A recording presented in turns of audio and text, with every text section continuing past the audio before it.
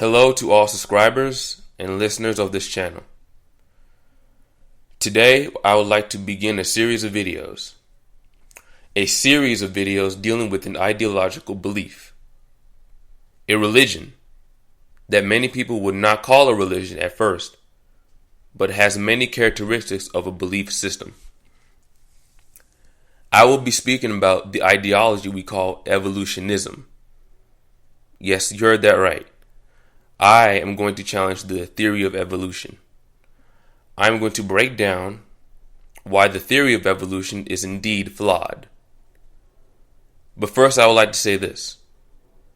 I would like to say that I am not a creationist, and I am very much anti-religion. I do not follow any religions whatsoever. So don't even go there with that. I will not be proposing any ideas as to how life came to be on planet Earth, or how it may have changed over time. I'm not proposing any new ideas.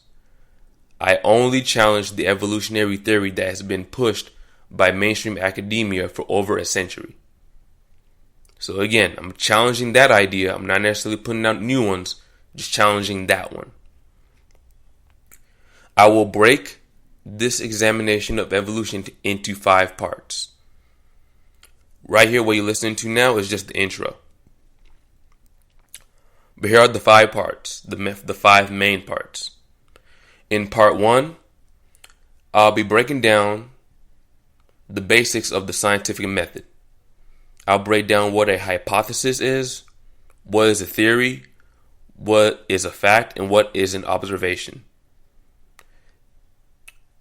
Also in part 1, I will break down what evolution is and what evolution is supposed to be based on how we were indoctrinated in taxpayer-funded public schools. In part 2, there will be many questions and multiple reasons why evolution has not been proven to exist, and why the evolutionary theory is false. In part 3, I'll go over why human beings could not have evolved from ape-like beings millions of years ago. I find this to be physiologically and anatomically, chemically impossible that we could have evolved from an ape-like ancestor similar to the other great apes that are here now. The science behind that is very, very flawed. It's all over the place, has a lot of gaping holes in the idea that a lot of people just don't seem to want to accept. But they're there. I'll point them out in part 3. In part 4, I will break down how people should be debating the issue of evolution versus how most people end up debating the issue of evolution. As in, people who believe that evolution is a real thing, there's lots of flaws with those arguments. And people who are not convinced that evolution is a thing, is a real phenomenon, there's lots of flaws in those arguments also. So the argumentation needs to become better if you're going to continue to have this discussion. And finally, in part 5, I shall end the series with a conclusion. Hopefully, by the time this is done, within the next couple of weeks, this will by far be one of the most well thought out and most comprehensive series of videos that argues against the evolutionary theory that's ever been brought out to the public arena so far. And yes, I know there's going to be a lot of argumentation in the comment section. A lot of people are going to be against this and call me dumb or whatever. I don't care. I care about respecting actual science. I care about thinking critically. And if you think critically and study what they say about evolution, you should be able to see these flaws if you look at it truly objectively. Why am I making a series of these videos on this subject? Here's why. So far, I've never seen or heard a solid or fully developed argument for or against the evolutionary theory.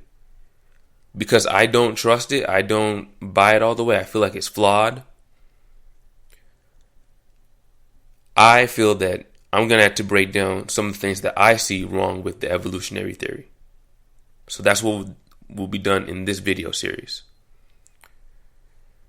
For a myriad of reasons, I've yet to see or hear anyone else develop a strong argument against the theory of evolution.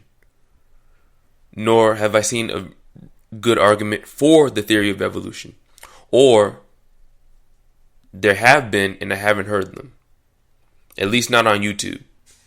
Most of it is just repeating the same thing that was said before by another scientist from the past, or trying to go against it or go in favor of it based off of emotion.